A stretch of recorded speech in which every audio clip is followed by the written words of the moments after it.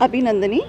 देखिए, ये रेस्क्यू तो होना बहुत ज़रूरी था और ये खासकर बी ब्लॉक के रेजिडेंशियल सोसाइटी के लिए बहुत इम्पॉर्टेंट है, क्योंकि आप देखिए यहाँ पे अंदर जिस तरीके की गंदगी थी अंदर, हमें लग रहा है कि वो कह रही हैं कि पेट्स हैं, हमें तो ऐसा लगा नहीं वो पेट्स हैं, सब स्ट्रीट डॉग्स थे और स्ट्रीट डॉग्स को वो गंदगी में रख रही हैं। हालत उनकी देखी, बेचारे ना कुत्तों से चला जा रहा था ना उठा जा रहा था।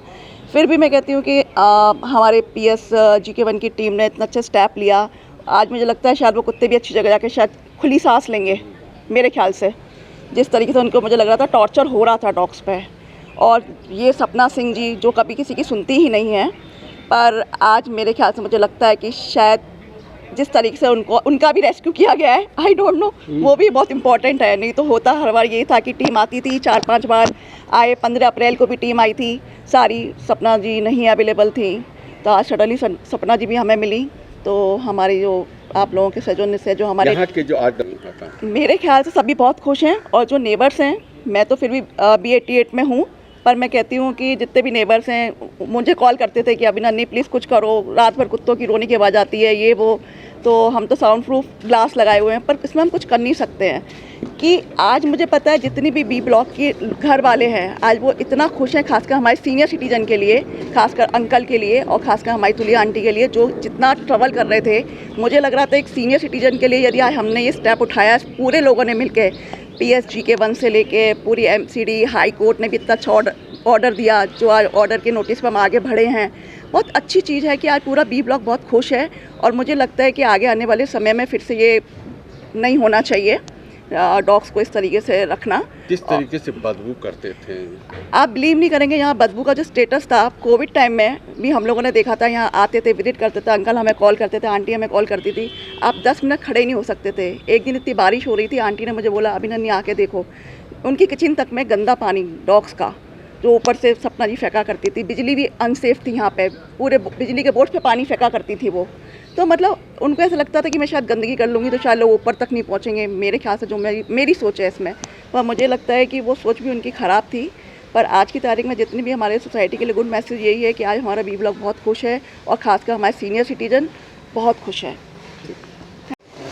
सर, सबसे पहले आप अपना नाम बताएं। मेरा नाम BK सिन्हा है, मैं B81 का एक सर, आपने थाने में कंप्लेन दिया था डॉग्स के बारे में, कब से आप कंप्लेन दे रहे थे? आज जिस तरीके से दिल्ली पुलिस, जो ग्रेटर कैलाश थाने की टीम और MCD फॉरेंसिक की टीम यहाँ पर डॉग जो है रेस्क्यू किया गया। देखिए, कुछ सालों से ये चल रहा था, पहले उतना तीव्र नहीं था, फिर कोविड भी आ गया और लोग बिज़ी हो गए इधर उधर, लेकिन पिछले 1.5-2 साल से तो काफ़ी ख़राब परिस्थिति थी। जैसे कहा गया अभी कि बहुत ही गंद था। 10-12 कुत्ते आप 15,000 स्क्वायर फीट के एरिया में रखो, आपके पास बिजली नहीं है 2 साल से। गर्मी में हम इंसान भी 45 डिग्री में क्या हाल होता है आप समझ सकते हैं। 10 कुत्ते 1-2 कमरे में 45 डिग्री में रहते हैं मई जून में, 2-3-4 डिग्री में भी रहते हैं दिसंबर जनवरी में। उन पे जो अत्याचार हो रहा था वो भी देखने लायक था। और उसके अलावा जो गंदगी थी उनके घर में कोई सर्वेंट भी नहीं था, वो पूरी गंद जो थी उनकी, उसी में कुत्ते रहते थे और रात को ये 2 बजे 3 बजे जब सब सो रहे गंद फेंक देती थी। और हमारे बिजली का जो कनेक्शन है उसमें पूरा भी आप जाके देख लीजिए, गंद पड़ा हुआ था। अभी सुबह हम लोग साफ़ कराते थे, 8-10-12 घंटा तो ऐसे ही पड़ा रहता था। तो किसी को बीमारी हुई नहीं, बहुत लोगों को कोविड हुआ, मुझसे हुआ नहीं हुआ पता नहीं, लेकिन ऐसी परिस्थिति थी कि टोटल हेल्थ हैज़र्ड थी सबके लिए। और बिजली के तार पे पानी गिरे, गंदा हो या साफ़ हो, तो आप जानते हैं बहुत ही डेंजरस है। आज क्या कहेंगे सर? नहीं, मैं दोनों को police station GK1 headed by inspector Ajit और MCD की जो टीम आई, बहुत ही अच्छा काम किया, सराहनीय है। और एक दाखला बैठाया कि वो एक महिला थी, उसका वो फ़ायदा उठा रही थी। कोई पुलिस कांस्टेबल भी आए उसको गाली दे दे, वो बेचारा अब क्या करेगा, महिला से लड़ेगा तो नहीं।